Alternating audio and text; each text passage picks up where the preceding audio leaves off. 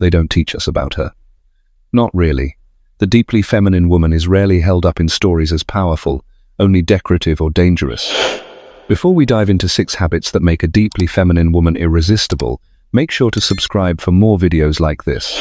She is often painted in extremes, either the damsel in need of rescue or the seductress to be feared. But the truth of her, the deep truth, is far more disruptive. Because a woman who is anchored in her feminine essence is not here to please or provoke, she is here to remind the world of something it tried to forget. Softness is not weakness, stillness is not laziness, and emotion is not a liability. She lives in contrast to the grind, the noise, the hunger for more. While the world rushes, she listens. While others clamor for validation, she returns to herself. Her power is not loud, but it is unmistakable. It is in the way a room changes when she enters, not because she demands attention, but because she carries presence. There is no performance in her. No frantic self-editing to make others comfortable. She does not dilute her intuition to be palatable. She trusts her body, her rhythms, her knowing, and that trust is rare enough to look like rebellion. We were never meant to be only what was productive or predictable. But somewhere along the way, many of us traded radiance for reliability, mystery for marketability. We learned to explain ourselves before we were even asked, to overgive, to shrink, to smile through disrespect, to fear being called too much or too sensitive. And yet, there is a woman inside every one of us who never forgot. She lives in the pulse of silence between breaths, in the curve of your spine when you exhale fully, in the ache that rises when you betray your own softness just to survive. She remembers the seasons. She honors the tides. She doesn't grind, she grows. She doesn't chase, she magnetizes. This is the woman the world tries to ignore. And this is the woman who becomes irresistible not by seducing but by surrendering to herself. In Jungian terms, she has integrated her anima, not through mimicry or performance, but through profound self-acceptance. She is not afraid of her shadow because she has danced with it. She has wept with it. And that intimacy with her own inner world gives her a depth that no trend or surface charm could ever imitate. To be around her is to feel invited not into a performance, but into presence. She does not compete because she knows abundance. She does not rush because she knows timing. She does not beg because she knows worth. And the more she honors that essence, the more she awakens it in others. She reminds men of the softness they buried. She reminds women of the wild they silenced. She walks with the quiet confidence of someone who no longer needs to prove anything because she already belongs to herself. That is the forgotten power of the feminine, not to be seen, but to see. Not to perform, but to embody. Not to dominate, but to draw in. In a world that tells women to be useful, she is sacred. In a culture that tells women to be smaller, she expands. And in a society that tells women to be anything but themselves, she becomes the living contradiction, not through force, through remembrance. Carl Jung once wrote that every man carries within him the image of a woman, not one of flesh and blood, but a reflection of his own unconscious feminine. He called her the anima, the soul within the soul, the whisper of emotion, intuition, mystery. But what Jung hinted at, and what few understand deeply, is that a woman who has fully embodied her own anima becomes a mirror too powerful to ignore and too truthful to bear for those who have not yet met themselves.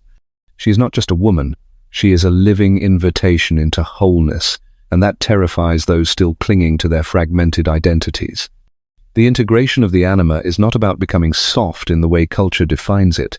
It is about becoming whole, welcoming the depths, the contradictions, the raw, unfiltered self. A deeply feminine woman has done this inner work not by pretending to be healed, but by walking directly into the ache of what was unloved, unwitnessed, and unclaimed. And in doing so, she becomes luminous in a way that no mask can imitate. She is not trying to impress. She is not contorting herself for love. She is simply being, and that being carries weight. To the insecure, she feels like a threat. To the awakened, she feels like home. Jung believed that what we reject in ourselves, we project onto others.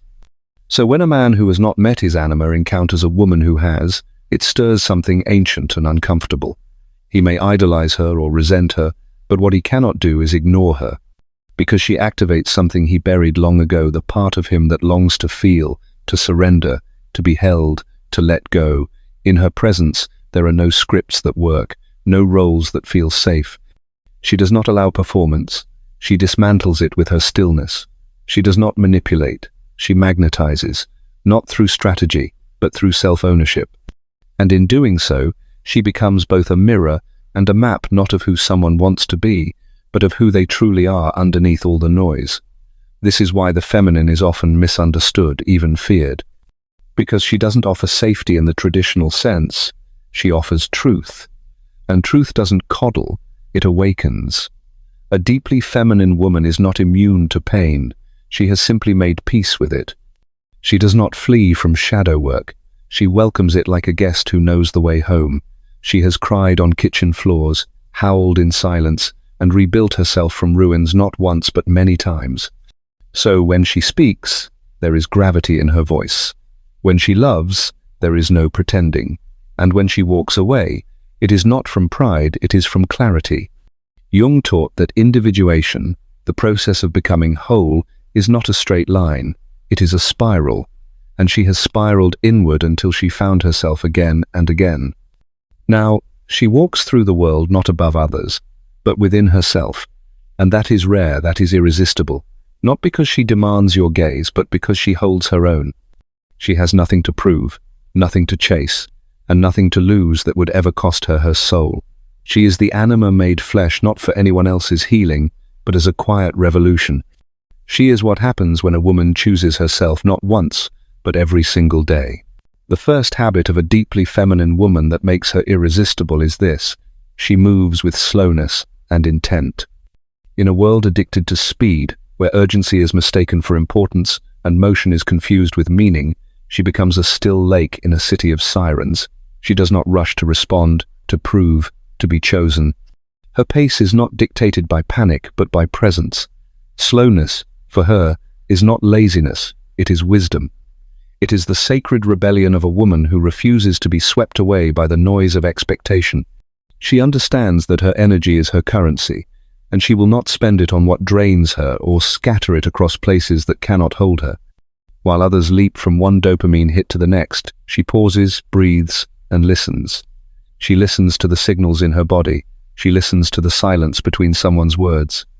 She listens to her own intuition, even when it whispers something inconvenient.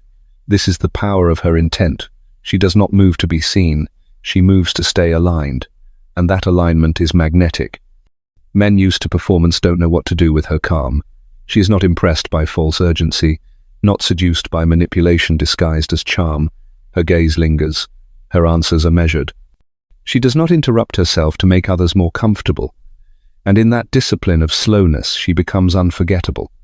Because she does not need you to chase her, she invites you to meet her in her rhythm. And if you cannot slow down, you will miss her completely.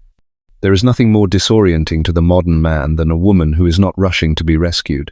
And yet, her power lies in exactly that. She is not moving out of fear, but from deep knowing. Jung wrote that the unconscious speaks in images, in symbols, in dreams, not in the rapid language of machines. So when a woman returns to slowness, she becomes a translator of that inner world. She reclaims the ancient rhythm of being, of flow, of seasons. She rests when she bleeds. She speaks when she's clear. She does not sprint toward validation. She walks toward truth. And her steps echo long after she's gone. This slowness is not performative, it is earned. It comes from having once rushed toward love and found it hollow. It comes from years of betraying her own pace to keep up with men who didn't know how to wait. It comes from falling out of sync with herself and learning the hard way that nothing is worth losing your center. Now, she moves like honey dripping from the edge of a spoon, inevitable, unrushed, unbothered. And those who try to pull her faster only reveal that they are not ready. Her life is not a race. Her presence is not a product. Her worth is not on a timer. And when she walks into a room, it is not just her beauty or her silence that turns heads, it is the way she carries time differently. Like she has nothing to prove, like she has already arrived. Because she has. She is the moment, and she will not be rushed, not again. The second habit that makes a deeply feminine woman irresistible is that she speaks from her body, not just her mind. In a culture obsessed with intellect and debate, where quick wit is often mistaken for wisdom and loud opinions are rewarded more than quiet truths, she does something radical. She lets her body do the speaking. Her words are not calculated performances aimed at approval or applause. They rise up from her center like smoke from fire, carrying the weight of her felt experience. When she speaks, you feel it not because she's trying to be persuasive, but because her words are grounded in something deeper than logic. She has lived them. She has wept them. She has carried them in her hips, in her belly, in the place beneath language where real knowing lives. This kind of speaking disorients the insecure. It cannot be argued with, only felt. Because she doesn't just deliver facts, she transmits energy, and that energy is undeniable. Her presence lingers in a room long after her voice goes silent. Jung believed the feminine psyche was attuned to the unconscious, to the hidden and symbolic, to the emotional undercurrents that men often dismiss or fear. So when she speaks from her body, she's not just communicating, she's channeling. There's a slowness to her tone, a deliberate cadence that invites, not demands, attention. Her pauses speak louder than most people's monologues. Her eyes finish her sentences. Her breath punctuates truths she doesn't rush to explain. She doesn't overshare to fill silence. She doesn't shrink her vocabulary to seem more likable. She doesn't soften truth to avoid discomfort. And that courage of letting what's real pass through her without diluting it makes her unforgettable. Because in a world addicted to the mind's control, her embodiment is a revolution. And the men who are not ready for that kind of depth will call her too intense, too sensitive, or too much. But the ones who are ready will recognize her as a portal to their own buried truth. Because her voice doesn't just reach their ears, it reaches their bones. And it wakes something up. She did not always speak this way. She was once interrupted so many times she forgot how her own voice sounded. She once learned to mimic what others wanted to hear. She once kept the truth locked in her chest until it ached. But she unlearned all that. She came back to the body, to the breath, to the pulse beneath performance. Now, her truth is not a weapon or a plea, it is a frequency. And if you're not attuned to it, you won't hear her at all. She is no longer in the business of convincing. She is in the business of remembering. And every time she speaks from the body, she reminds others how to return to theirs. She does not argue, she embodies.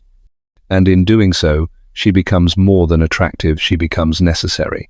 Because in her presence, people feel what they didn't know they were starving for. Someone who tells the truth without trying to win. That's why she doesn't need a crowd to validate her voice.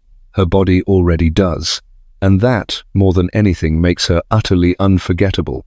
The third habit that makes a deeply feminine woman irresistible is that she chooses to receive without guilt. In a world that tells women to earn their worth through sacrifice, to apologize for their needs, to always be giving and never taking, she does something both ancient and radical. She receives, fully, unapologetically, with open hands and an open heart. Not because she believes she's entitled, but because she knows she's worthy. And there is a vast difference between the two. She does not flinch when kindness is offered. She does not downplay her desires or make herself smaller to be palatable. She does not interrupt a compliment with a self-deprecating joke. Instead, she lets it land. She breathes it in. She thanks the giver and lets the beauty of that moment become part of her. And because she receives so openly, people love giving to her. It's not transactional. It's not manipulative. It's an energetic invitation, an unspoken yes to the flow of abundance, affection, and attention. Jung wrote that the feminine principle is receptive by nature, not passive, but spacious. To receive deeply is to allow life to move through you, to say yes to nourishment, to believe in your own enoughness without proof. This woman understands that receiving is not weak, it is wise. Because it takes strength to let love in when you've been hurt. It takes courage to be seen when the world told you to hide. It takes maturity to accept support without owing yourself away. She did not always live this way. She used to shrink at generosity, mistrust compliments, overfunction in relationships to feel needed. She mistook giving for love and exhaustion for virtue. But then, one day, she realized she was surrounded by people who only took because she never allowed herself to receive, and she changed. Now, When a man opens a door, she walks through it. When someone offers to help, she does not reject it out of pride. When the universe places beauty in her path, a sunset, a song, a stranger's smile, she lets it touch her without deflection. And in doing so, she teaches everyone around her a deeper lesson, that to receive with grace is to mirror what life has always wanted for us to be held, supported, adored. Insecure people will mislabel this as selfishness, because they have not yet untangled their own worth from performance. But those who are ready will see it for what it is, an invitation into presence. Because in her company you don't feel like you're being used, you feel like you're being received too. That is her power. She creates a field of permission, and in that field, everyone softens. Everyone breathes deeper. Everyone remembers that life is not something to chase, it's something to let in. So she does, without guilt, without apology, without shrinking. She no longer asks for permission to take up space. She simply becomes the space. And in a world that celebrates burnout, her ease is rebellious, her fullness is magnetic. Her ability to receive is not just attractive, it is a reminder of what we've all forgotten, that we are allowed to be loved, not because we earned it, but because we are here. The fourth habit that makes a deeply feminine woman irresistible is that she lets herself be seen in her softness.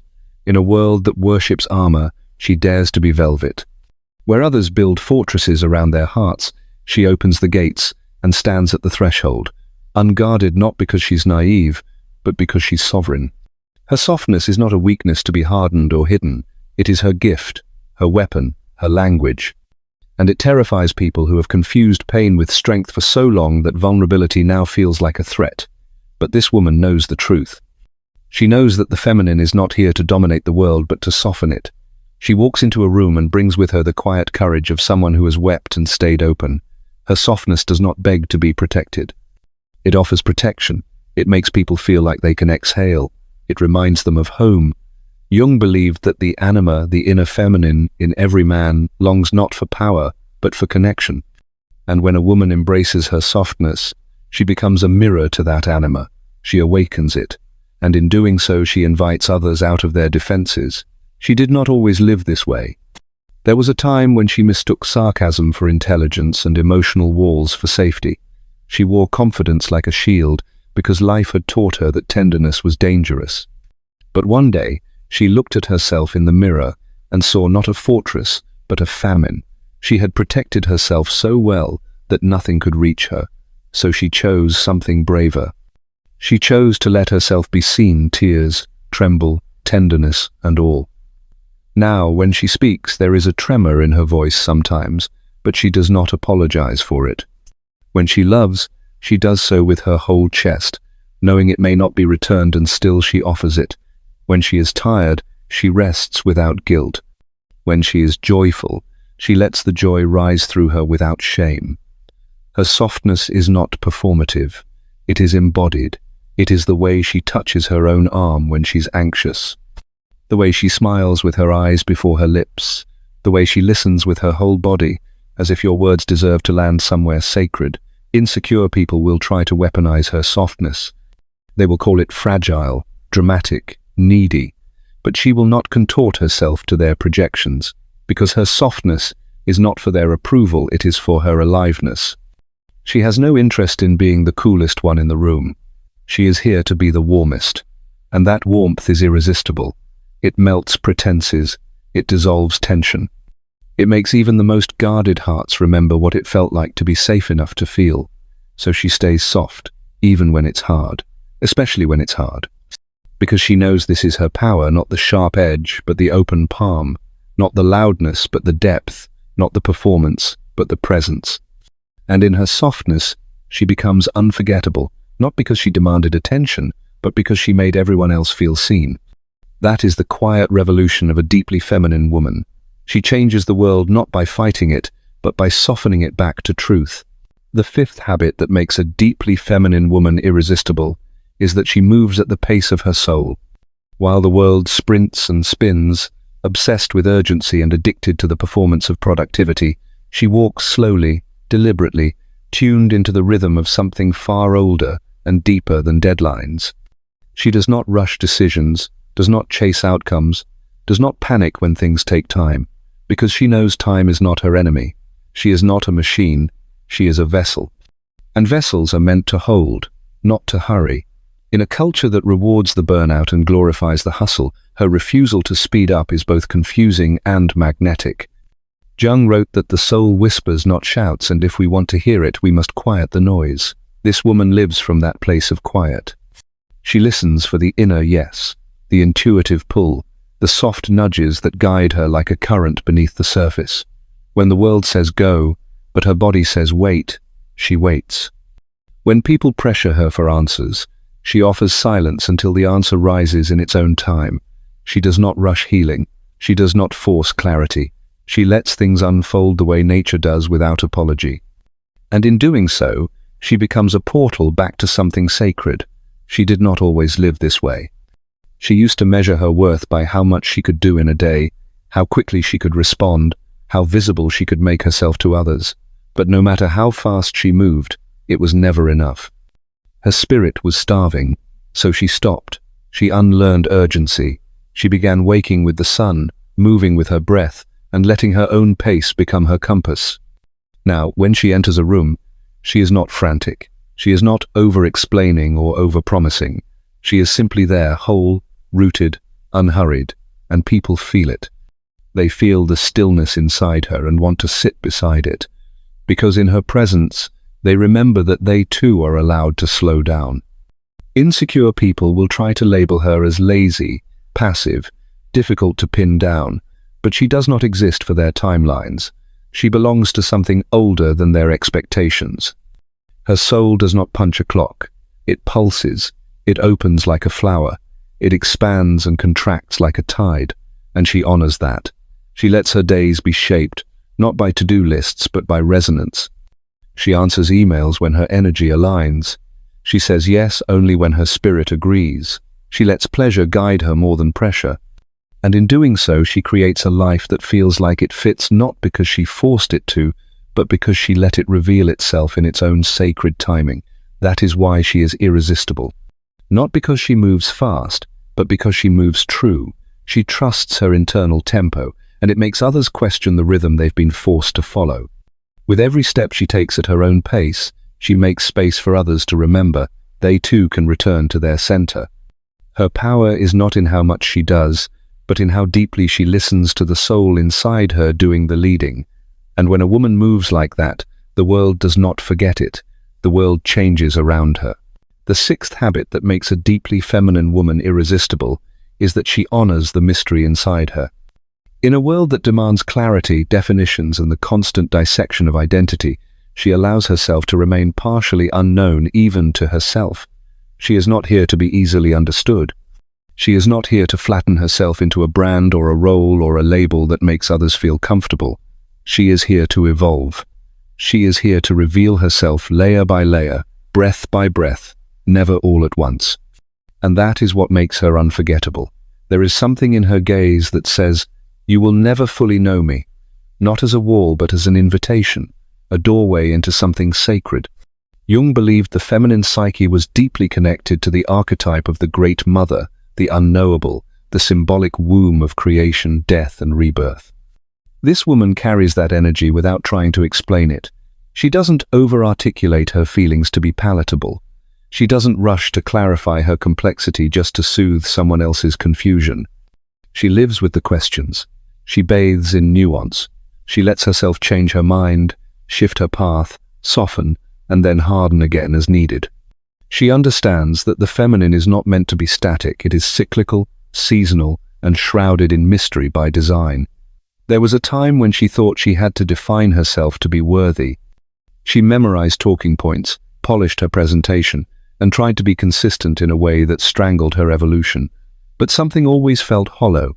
Something was missing, and that something was her. Her wild, changing, unknowable self. So she let go of needing to be the same every day. She made peace with being a river instead of a map. Now, she speaks when she feels called, and stays quiet when the moment asks for depth. She knows how to hold contradiction without collapsing. She can be both fierce and forgiving, nurturing and detached, sensual and still. and she no longer tries to explain these contradictions to people who haven't earned her inner world. She is not a puzzle to be solved. She is a poem to be experienced.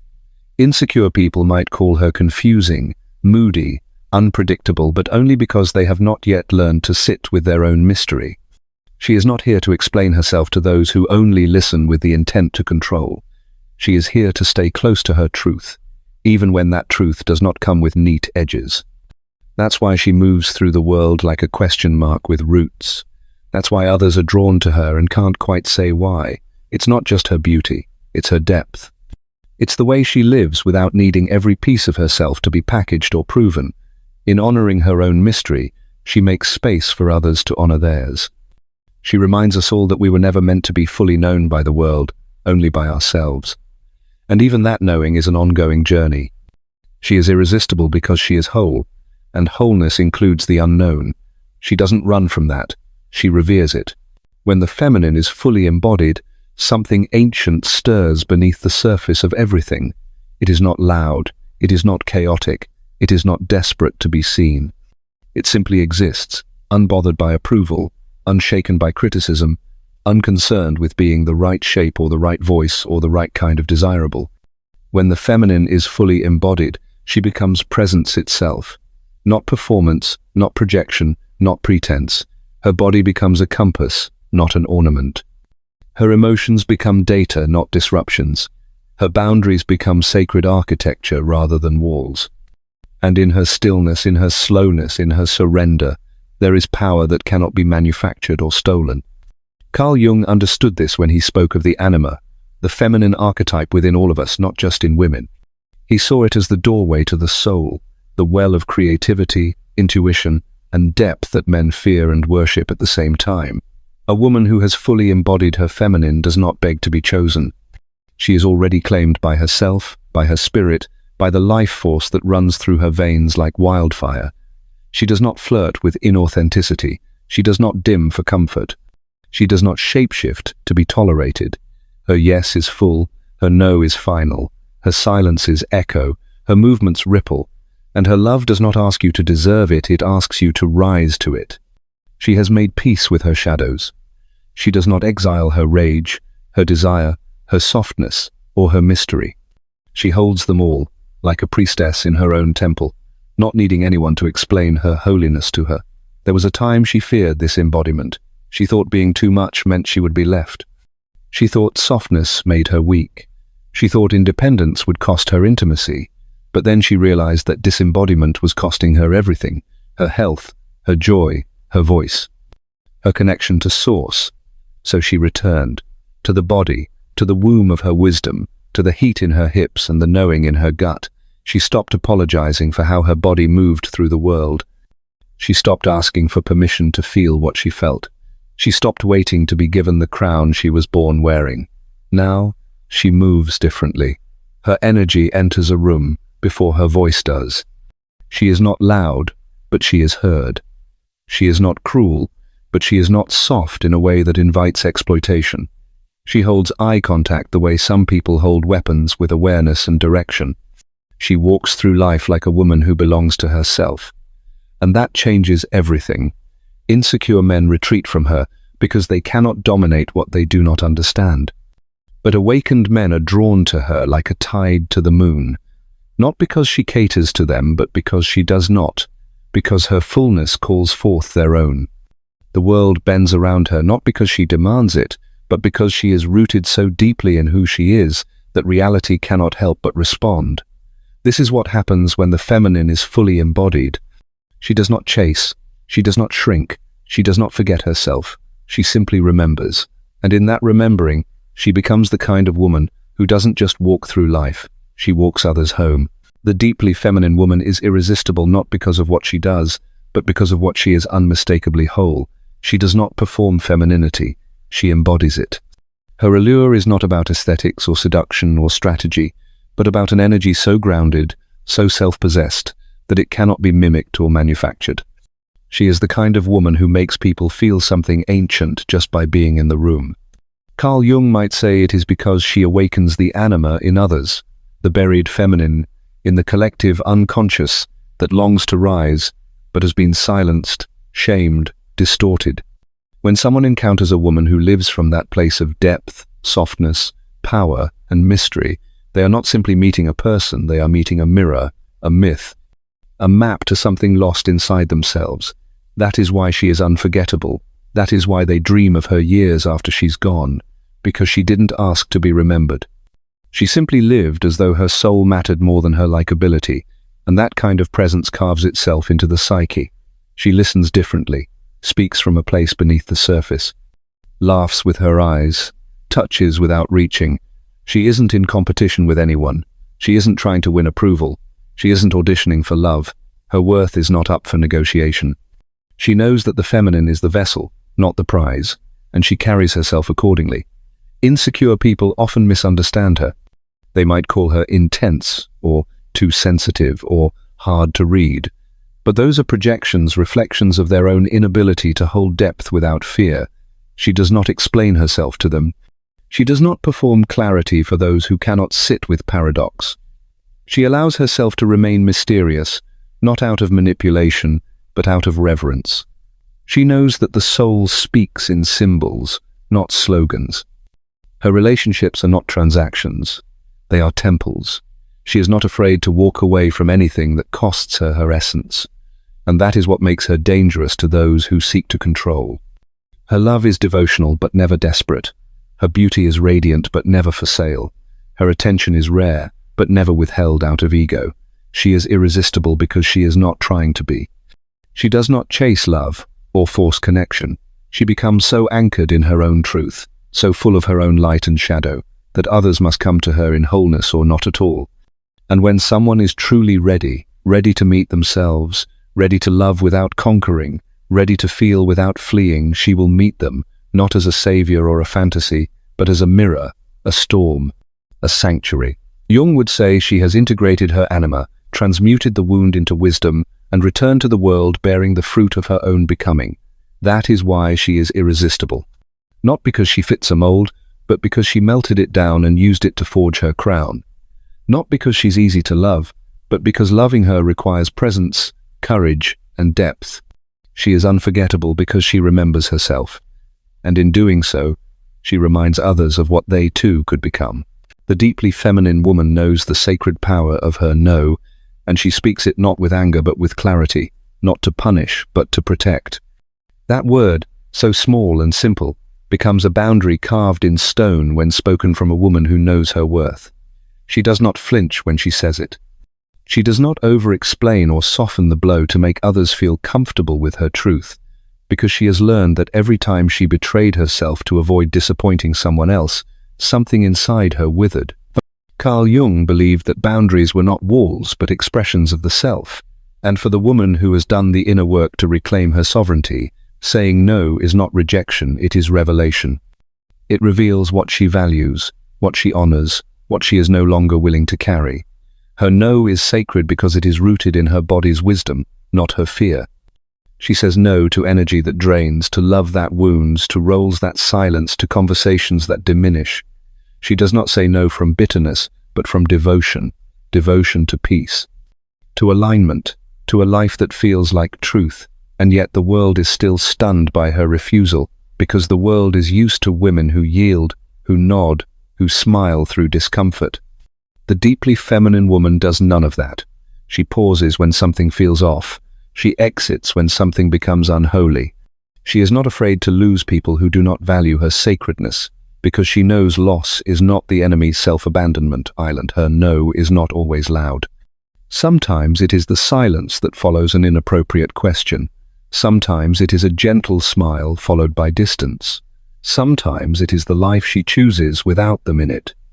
But always, it is honest. That honesty makes insecure people uncomfortable because it forces them to confront what they were never entitled to: control, access, influence.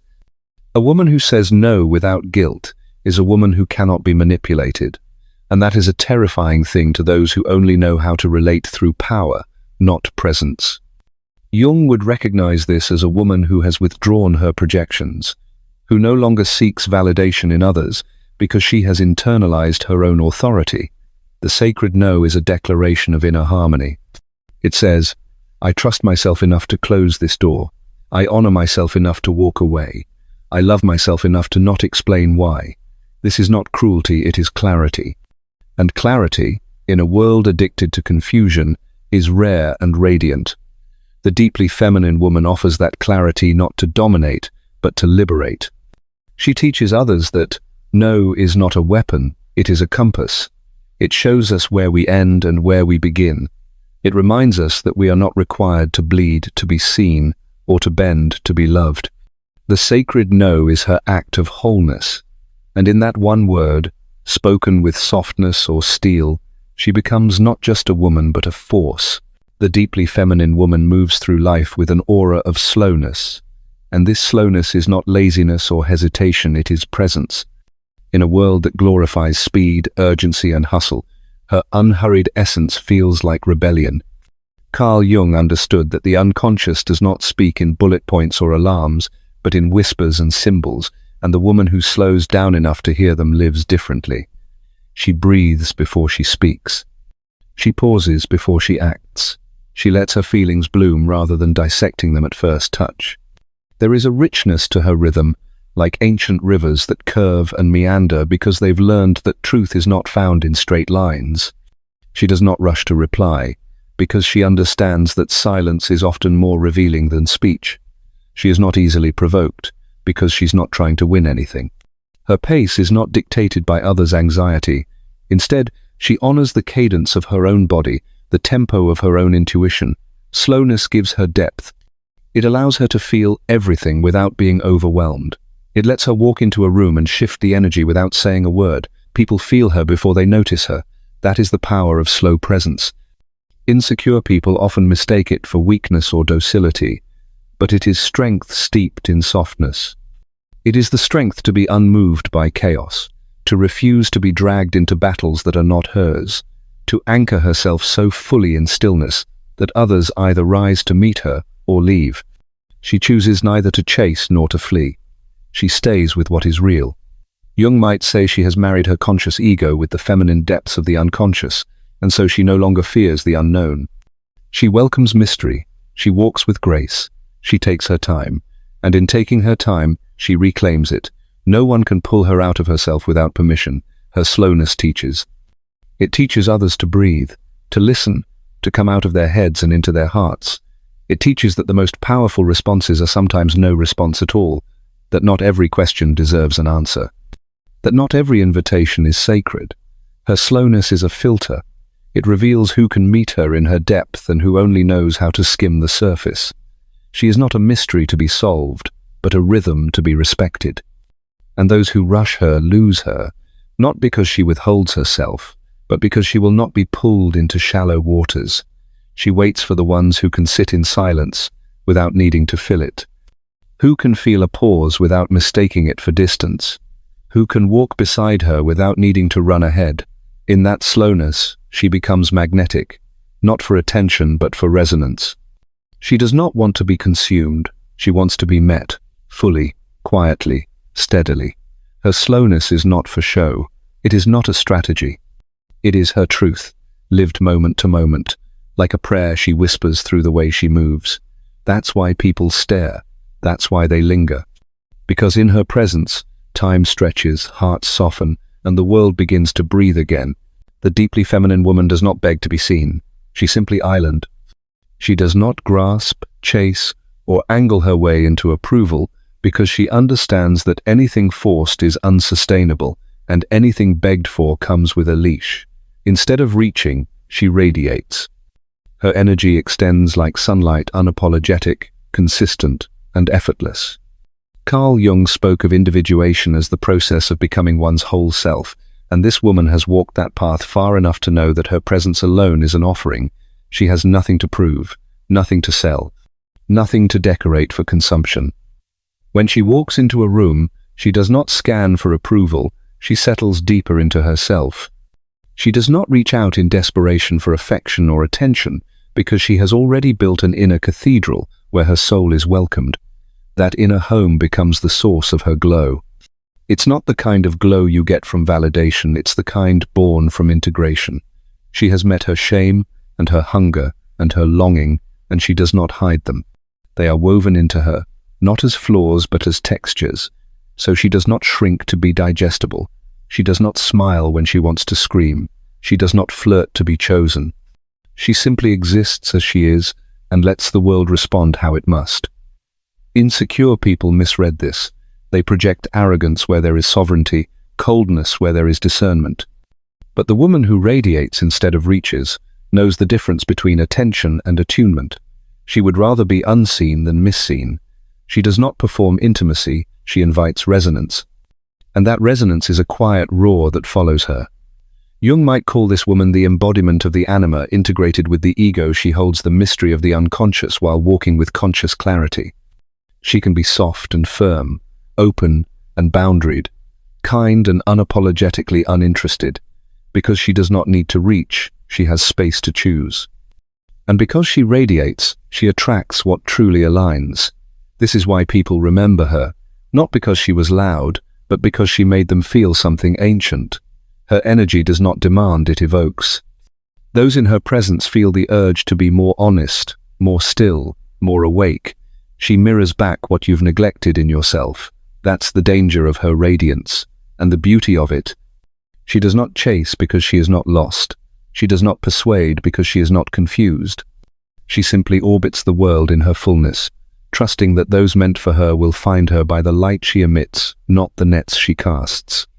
In this way, she becomes untouchable not because no one can reach her, but because she no longer lowers herself to be grasped by hands that tremble with insecurity. Her love is given, not hunted. Her time is sacred, not bartered. Her truth is steady, not stylized. And her presence is a compass for those ready to stop reaching outward and start remembering inward. The deeply feminine woman nourishes others, but never at the cost of starving herself. This is the sacred line she refuses to cross, even when the world praises her for bleeding for people who would never offer her a bandage. Carl Jung believed that healing the feminine required reclaiming the archetype of the nurturer from martyrdom, and this woman has done just that. She feeds, she soothes, she listens, she holds, but she does not abandon herself in the process. Her nourishment is not sourced from self-sacrifice, but from self-possession. She has tended to her own soil long enough to know what she has to give and what she must reserve. She does not offer energy she doesn't have, nor time she resents giving. This frustrates those who have only ever known love as exhaustion. People mistake her boundaries for distance. They mistake her discernment for selfishness. But what they don't see is the garden she has cultivated inside a space where her needs are met without shame, where her dreams are honored without apology. Because of this, she can give cleanly. Her care doesn't come laced with bitterness. Her presence doesn't carry the weight of unmet expectations.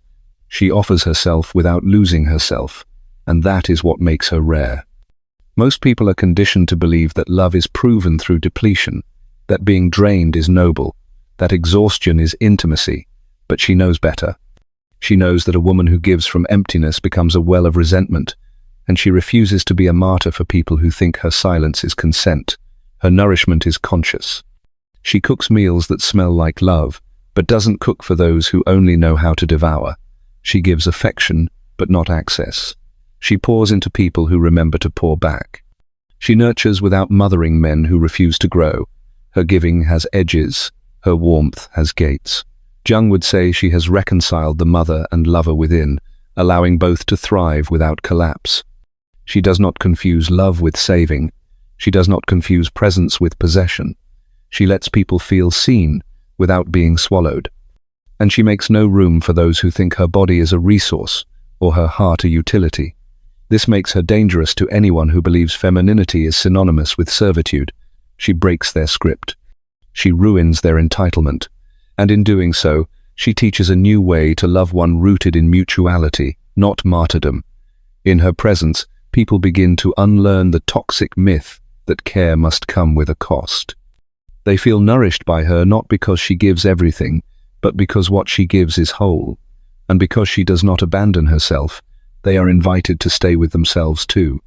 That's the paradox of her power.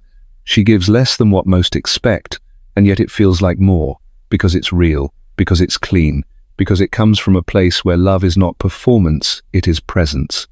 She is not a fountain to be drained, but a river that flows when the earth around her respects her source.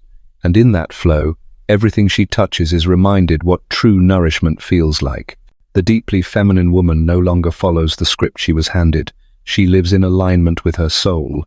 That script once told her to smile when she was dismissed, to stay quiet when her instincts screamed, to mold herself into whatever shape made others most comfortable. But something within her rose and whispered, "This isn't living, this is performing," and she listened. Carl Jung taught that individuation is the sacred task of becoming the person you are meant to be, not the mask you are rewarded for wearing. This woman has burned the mask. She does not contort her truth for convenience. She does not flatten her edges to be palatable. She knows that living aligned with her soul means disappointing people who loved her obedience more than her authenticity. And she accepts that. She would rather be feared for her honesty than loved for a lie. She walks through the world guided not by approval but by resonance. If it doesn't sit right in her gut, she will not pretend it does. If it doesn't echo in her spirit, she will not force it to fit. Her decisions are no longer made from fear or scarcity. They are made from inner clarity. That clarity didn't come easily. It came from years of betrayal, betrayal of self, betrayal by others, betrayal by systems that told her her worth was in her silence. But she rose. She peeled back every layer that wasn't hers. She dismantled every belief that said she had to earn rest, prove softness, or apologize for depth. And what remained was something ancient, something wild, something holy. Her, not the conditioned her, not the masked her, but the soul-deep version who had always been waiting beneath the noise. She no longer performs roles that shrink her. She no longer accepts relationships that mute her. She no longer tolerates environments that twist her gifts into liabilities. She has become untamed, not in recklessness but in truth. And that truth has made her magnetic. People feel her before she speaks. They sense that she lives by a different compass, that she will not betray herself just to keep the peace, that she will not settle into boxes just because they are easier to label. She belongs to herself now. That belonging is what makes her irresistible. Because in a world obsessed with scripting women into submission, she is a woman who rewrote the ending. She lives not to be digestible, but to be whole, not to be liked, but to be free, not to be safe, but to be sovereign. And in that sovereignty, she becomes a mirror for every woman still living by the old script. She doesn't preach, she lives. And in watching her, others begin to question their own pages. They begin to wonder what might happen if they, too, chose their soul over the story they were told to follow. That is her gift. That is her revolution. She doesn't ask for permission to live fully, she simply does. And the world shifts in her presence not because she demanded it, but because alignment has its own gravitational pull. One by one, other women rise not to copy her, but to remember themselves. And in doing so, they join her not as followers, but as mirrors. Together, they become a constellation of women who live from the inside out, a chorus of souls singing in their original voices, a quiet uprising of truth, of depth, of sacred refusal. The world will never be the same again.